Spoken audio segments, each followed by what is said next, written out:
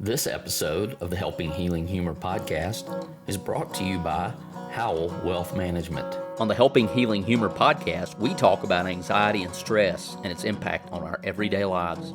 We know that finances, including planning for retirement, is one of the leading causes of stress. It can be confusing and overwhelming. There are differing opinions on the best approach. It can be hard to know who to trust. For our retirement planning, Whitney and I trust Greg Howell of Howell Wealth Management at Northwestern Mutual. Greg is professional, knowledgeable, and accessible.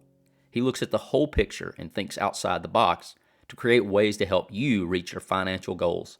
Retirement planning can be especially challenging for ministers who do not have the benefit of a 401k, but Greg's expertise and creativity can get you on the right path and give you confidence for the future. Text him to schedule your free 15-minute consultation today at 931-638-1576. Be sure to tell him Ben and Travis sent you. Welcome into the Helping Healing Humor podcast with Ben and Travis. It's good to be back again here at Mars Hill Bible School. Just wrapped up the Batify Freedom 5K, and it was wonderful. Wet. It was wonderful. Just want to jump on and talk a little bit about accountability partners. We were at Maywood a couple of weeks ago, and we had a few things submitted. We had question and answer there at camp, and we thought we might spend a little more time answering a couple of those questions, a couple of things that were mentioned throughout the week here on the podcast. I think this one was actually maybe brought to us personally as something to do. And so, well, I think we answered and used this thought. I think we talked about having someone who will hold you accountable, having some partner that will help you. And somebody wanted to know a little bit more about that. Like, how does that work? So that's what we wanted to do. We wanted to bring you a little bit about how you make that work. Yes. So I would consider Ben an accountability partner for me. And we got Will Myhan, who's on the show, and Blake Holloman. I've got quite a few of those that we have a group text, and we can always, and we've mentioned that before, text and say, hey, this is kind of what I'm going through. Here's the headspace. Here's what I'm thinking. Sometimes we just text when we're mad at the world, and we want to voice that to someone that we know is not going to blast it to the United Nations. Not that they would do anything about it anyways, but we just want to do that. And so instead of blasting on social media, saves us some strife on there, we just text each other, and there's very little judgment on there. But I know who those guys are, and I know that they understand what I'm thinking is not right. They know that I know that what I'm thinking is not right, but it helps to have someone that you can go to when you need a little help. So we're going to talk a little bit about, I think we've got three things that probably overlap a good bit. What makes a good accountability partner. We're not saying by any means that we are excellent at this, but these are kind of things that we shoot for each other. Yeah. And so if you go into this thinking, I'm going to be this for someone else, that's kind of what we're looking for. And, if you're for somebody else that way, a lot of times they're going to turn around and return the favor. Yeah. So it's always about putting the what can I do to be the best whatever in this situation. And today, it's accountability partners. Yeah. One of the first things that I thought about with that is you really want to look for somebody who's invested. You want to find somebody who is invested in you. A lot of people who are struggling with alcohol or drugs or other things, there's a lot of these anonymous groups, Alcoholics Anonymous. You've got actual Sexual Addicts Anonymous. You've got the narcotics. You got a lot of the different things that people are a part of. And one of the main things in that is having a sponsor, which is your accountability. So if you struggle with something, having someone who number one, you can call, like Travis has already talked about, who's invested enough that if you call them, they're going to answer. If you text them, they're going to read it. They're going to answer. They're going to send you something back and encourage you, encouraging words. But also they're invested in seeing you do the best you can do. And they're going to talk to you about it. They're going to ask you about it. Even if you don't call them, they're invested enough that they're going to kind of come back to you about it. So there's somebody who's connected with you, invested with you, and wanting to see you go the right direction. And that may be a good personal close friend. That may be a minister. That might be. And so their values line up. You want, if you're a Christian, you want Christian values, you want a Christian outcome. You're trying to get to the finish line, whatever that may be look like incrementally, but ultimately the eternal finish line that Jesus is at. And so you want those values to line up. If you got somebody who thinks what you're struggling with isn't bad or wrong or not the desired outcome, that's going to make it difficult because they're not going to see what's the problem here. I don't have an issue with that. So I would say investment includes what do they value, and those need to line up. Although maybe a spouse isn't the best at some level. Yeah, generally speaking, I try to encourage people in the counseling world not to make their spouse their accountability person, because, and that may seem crazy, it depends on what it is. But what ends up happening is, and certainly you want to have an open relationship where you can talk with your spouse and all that. So we're not disagreeing there, but let's just say as an adult, you're struggling with porn, or you're struggling with even, extramarital affairs, or, things along that line that have happened. You want somebody that's not your spouse, so that there's not a parent-like role there, and it's going to continue to hurt the relationship. We're not talking about hiding things from your spouse at all, but it's someone that you can go to, share what's going on, share what you're going through, and it's not going to maybe destroy them or set them up in a parent role, kind of like what you're saying. And with the accountability, it sometimes maybe when you've messed up, but a lot of times it's when you are trying not to. You're in the process of, the temptation is starting to be there, and you need somebody to go talk to eliminate it. It would be easier if you were going to talk to a trusted friend. They may not all believe the exact same way you do, but they need to be invested in what you believe. Mm-hmm. So if Travis, let's say, doesn't think it's a big deal for me to struggle with some particular thing, he needs to know it's a big deal to me. Mm-hmm. And if he's willing to be invested enough in me that it doesn't matter that he agrees or not, as a counselor, that should be the way that I approach things. A lot of people talk about, I don't want to go to a counselor that's not a Christian because they're going to try to steer me away from XYZ. And my comment to them usually is they shouldn't. If they're a counselor that's worth they have their worth, they're not going to. And it can work the other way as well. That's right. But I don't steer people. I don't try to steer people necessarily towards Christianity if they don't want that. That's not their goal. Your values are those. Yeah, that's my values, but it's not theirs. And if they allow that and want that, then yes. And so, I have a duty to help them where they are get to where they want to be. If that makes sense. And a lot of times, if you help them, they're going to be open to the other possibilities. That's true. Why do you feel this way? Yeah. Why are you doing the things you do? That's true. And so that's always an interesting thing. I'm sure that can be difficult to balance. Yeah, you just try not to push your own beliefs on somebody. Yes. So that's kind of the first thing. Yeah. So the second we've got is to be assertive, to be what people need. So when I come to Ben, say in that text group, I generally know what I'm going to get. And if you're like me, I'm a person who loves sermons. I like sermons that step on my toes. I like to be challenged. But there are certain people that I go to knowing that I'm going to get challenged on what I'm thinking. And then there are some people I go to that maybe they're not that vain. And so being assertive and knowing that relationship and what's necessary. Yeah, when I talk to people, couples and others about communication, assertiveness is something that comes up. And it's honestly one of the biggest struggles that I've probably had through the years is being assertive, saying what I need to say, because we generally either kind of push it down and don't say it, and then it builds up inside us and it frustrates us. This is when we're having conflict with somebody. So we either don't say it or we end up being really pushy and aggressive. So you want somebody in accountability who is going to say what you need what they need to say to you to help you, but you don't want somebody who's going to be aggressive with you and hurtful. You want somebody who's going to be encouraging.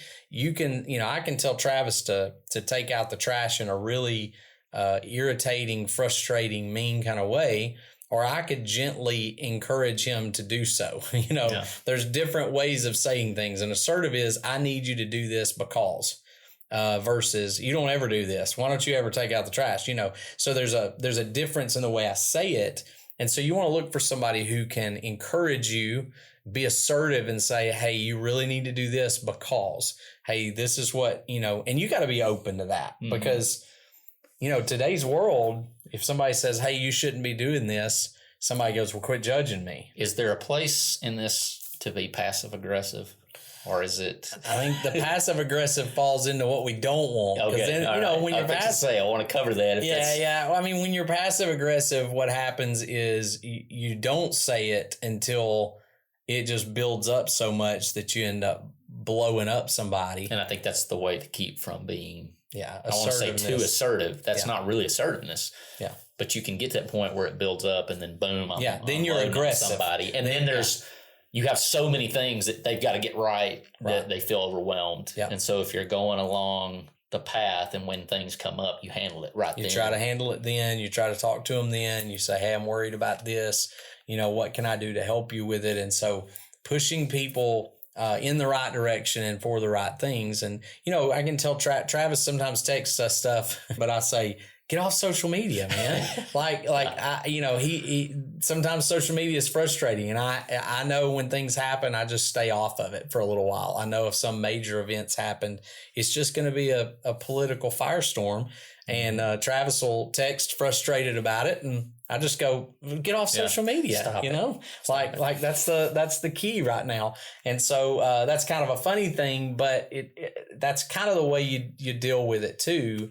Is you see somebody doing something that's detrimental, you go, hey, I'm worried about that. You need somebody in an accountability partner who's going to do that. And on the social media thing, it plays off the things you look at. So like the things that you linger on, which is typically the things that we disagree with, they're just going to infiltrate your timeline more with that. And so social media is like maybe the definition of passive aggressive. I'm going to throw this thing out here and not really directed at anyone. So then it's directed at everyone. And then most people's comments are passive aggressive. Yes. Yeah. And there is no sarcasm font. I wish they would come up with that. Actually, it's best that they don't. Which leads us right to the last point of being compassionate. Yeah. Understanding to some degree where people are coming from. Yeah. And trying to understand where they're coming from and what they're dealing with. And it might not be a big deal to you. It may not be a struggle to you, but also understanding how it might be for the person you're trying to help.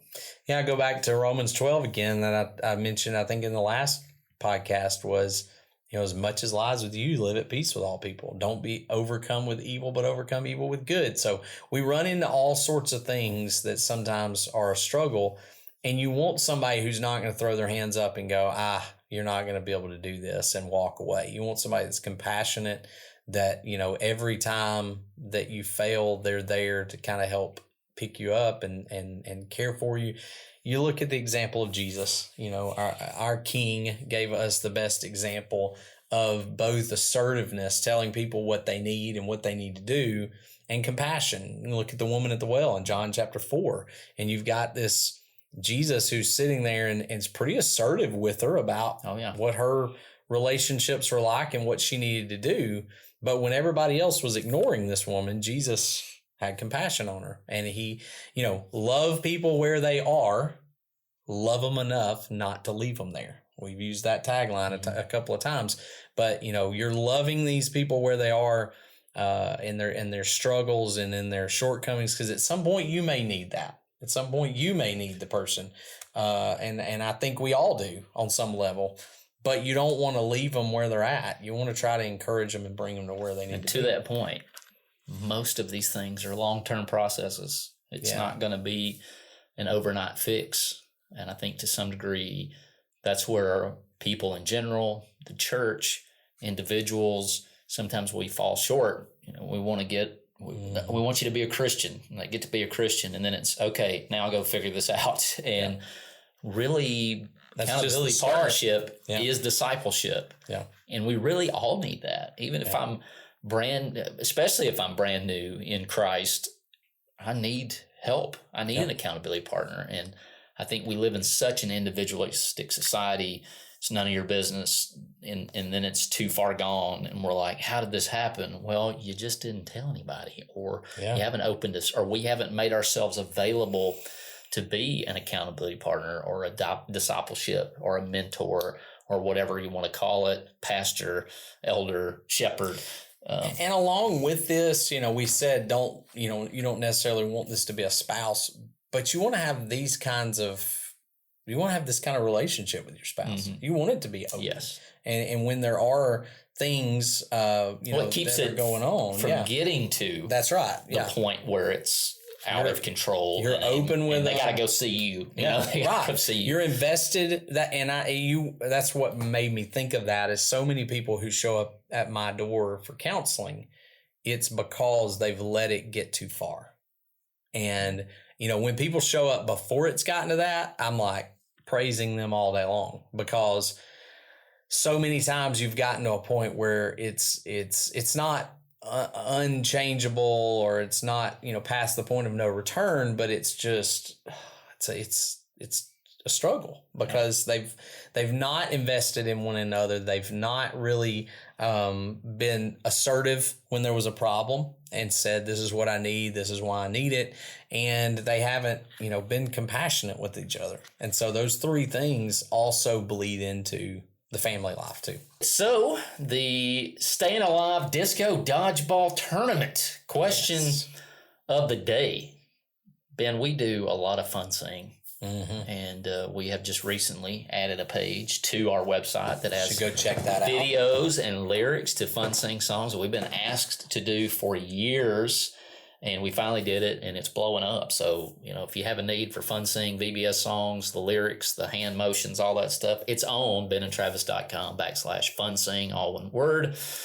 So, Ben. Yes. Out of all the Fun Sing songs that we have sang, which one is your favorite Fun Sing song to do? It's maybe impossible. Yeah. Well, you give us a couple. I'll go with mine. I really, and one that has actually shown up a lot in my life when I need it the most, is With Christ as My Vessel, I Can Smile at the Storm. And I sang that quite a bit when Haley and Daniel first showed up at our doorstep. And then, of course, the consequent, the leukemia journey. And so that's one I've really gone back to time and time again. I love singing it. I love reminding people. It probably reminds me a little bit of the hymn we used to sing. I was sinking deep in sin, but love lifted me. So there's kind of some connections there to the storm and things that go in life. But I really enjoy that one. It's probably my favorite. I was going to say that religious was one of those. Yeah, VBS type songs. The Fun Sing. And I'm not going to mention the one that everybody wants us to do, but we can't do at camp. Yeah. Not going to mention that one. Trying to let that die, although I just brought up probably and made more. Somebody's going to go, no, what are you going to tell us? Yeah. Even better. But I like, as far as just being just goofy, I'm going to go the Milk song. The Milk song's great. I mean, that's almost borderline of the other song. Yeah. Which is funny because the Milk song years ago would not have been a big deal because everybody was farming and doing that sort of thing. But now it's like you do the little hand motion and people are like, they think that's hilarious. But Milking the cow. Those would be my two right now. And like I said, we stand up in front of people and do them all the time. And it's just amazing the look on the crowd. Because some of them are like right there with us. Yeah. Some of them are just doing the hand motions. Some of them are singing the songs. And some of them are just in stunned amazement that they're these two 40-year-old dudes. Dr. Alan Baggett, who's a friend of the podcast, he said, I know people our age who have that energy but most of them are on drugs. So I can say that I'm off the chemotherapy, and I am not on any drugs for doing these Fun Sing songs. So Ben, have you had a chance to think about? Yeah, I mean, you got a couple of them I really like. With Christ as My Vessel, that's one of my favorites to do, just because of the motions and stuff and the leaving the words out. I really like that one. I really love the song. It's kind of religious nature and it would probably be a toss up between Christ as My Vessel. It's Me. It's me that makes community. Yes, we should have sang that on the last podcast. It's me that makes community. It's you that makes the dream come true. It's Jesus, us along with Jesus.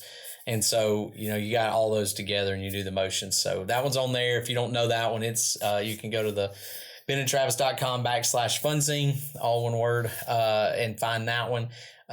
Probably one of the fan favorites that I get a lot of people asking about, that we haven't written any of these, by the way. No, so these are not ours. Don't know who they are of any of these. But when we do them, one of the ones that people really love is Pharaoh.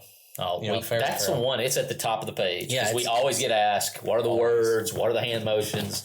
And so it's right there at the top. I keep moving it to the top every time I add And if one. I don't know what you put, but if you ask JJ Davenport, it's obey me, let my people go. Gotcha. But everybody sings it, oh baby, let my people go. Well, so I don't know what you did. I'm going to quote the band Cake when somebody chanted Freebird. And it says, they said, as long as I'm on the stage, I'm a little taller than a clown. So I will not do Freebird. So when we're on stage, we're a little taller than clowns, just a little, because we're basically clowns. But we've got a little more self-respect. So when we're leading it, that's exactly how we're going to lead it how it goes. That's right. Sorry, JJ. Sorry, JJ. So I didn't know what you put on there, but that's probably the one. And if it was non-religious, of course, probably one of the very first ones we ever did would be Little Cabin in the Woods. Yeah. So we've, those the are funny some thing. of my How many times have we sang those songs, and they'll always be the original person to lead them song. Mm-hmm. So we're basically just cover band of That's everything. Right. Yeah. Little Cabin in the Woods. First person I ever saw do it was Taylor, Perry Taylor. Perry Taylor, yeah. And so every time we lead it, I expect Perry Taylor to walk up and be the one leading it. And so, Oh Boy, I Feel Great. That's a Wiley Dean forever. Even I'm sure he didn't create it.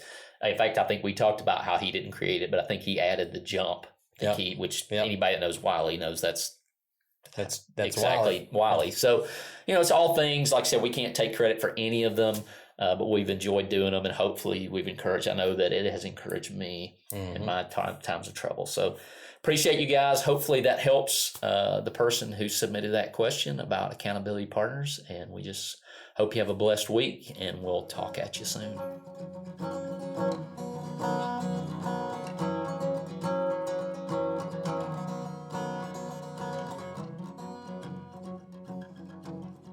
Thanks for being with us for this episode of the Helping Healing Humor podcast.